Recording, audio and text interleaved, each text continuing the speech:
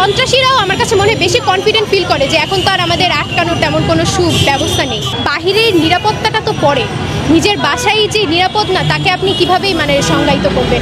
রাজু ভাস্কর্যের সামনে থেকে আমরা দেখানোর চেষ্টা করছি ঢাকা বিশ্ববিদ্যালয়ের বেশ কয়েকটি ডিপার্টমেন্টের শিক্ষার্থীরা কিন্তু তারা ইতিমধ্যে বিক্ষোভ করছেন শিশু আসিয়া সহ অন্যান্য যে সাম্প্রতিক সময়ে যে ধর্ষণ বা অপহরণের যে ঘটনাগুলো ঘটছে সেগুলোর বিচারের দাবিতে এবং ধর্ষকদের একমাত্র শাস্তি ফাঁসির দাবিতে কিন্তু আসলে তারা এই রাজু ভাস্কর্যের পাদদেশে তারা বিক্ষোভ করছেন।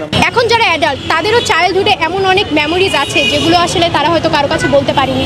এটা আমার কাছে মনে হয় প্রত্যেকটা মেয়েরই এরকম থাকে, পরিবার বা নিকট আত্মীয়র কাছ থেকে। যেটা আমার কাছে মনে হয় একটা মেয়ে যদি বাহিরের নিরাপত্তাটা তো পড়ে, নিজের বাসায় যে নিরাপদ না তাকে আপনি কিভাবেই মানে সংজ্ঞায়িত করবেন। এটার থেকে মানে খারাপ পরিস্থিতি একজন নারীর আমাদের দেশে আর কিছুই হতে পারে না। গত কয়েকদিন আগে শিশু আসিয়া তার বেড়াতে গিয়ে কিন্তু আসলে সেখানে ধর্ষণের শিকার হন এবং সেই পরবর্তীতে কিন্তু আসলে তিনি মেডিকেলে এখন পর্যন্ত ভর্তি রয়েছেন। আমরা যদি জানিয়ে রাখি আসলে এখন পর্যন্ত আসামিদেরকে কিন্তু আসলে আটক করা হয়েছে, তবে এখন পর্যন্ত কোনো বিচার কিন্তু আসলে কোনো কার্যক্রম হয়নি। সেই দাবিতে এবং বিচারের দাবিতেই কিন্তু আসলে সাধারণ শিক্ষার্থী যারা রয়েছেন ঢাকা বিশ্ববিদ্যালয়ে তারা কিন্তু আসলে রাজু ভাস্কর্যের পাদদেশে তারা বিক্ষোভ করছেন।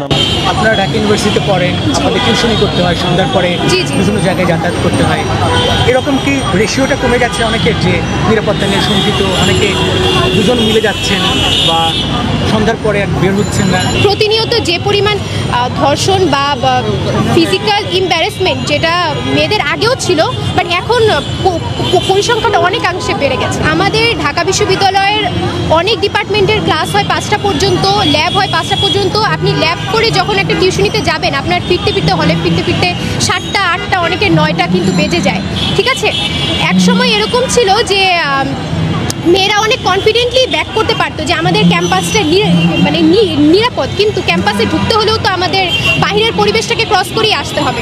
ঠিক আছে, আর আমার কাছে মনে হয় যে সরকার পরিবর্তন হওয়ার পরে মানুষের নিরাপত্তাটা আরও অনেকাংশে কমে গিয়েছে, কারণ এখন সন্ত্রাসীরাও আমার কাছে মনে হয় বেশি কনফিডেন্ট ফিল করে যে এখন তো আর আমাদের আটকানোর তেমন কোনো সুব্যবস্থা নেই।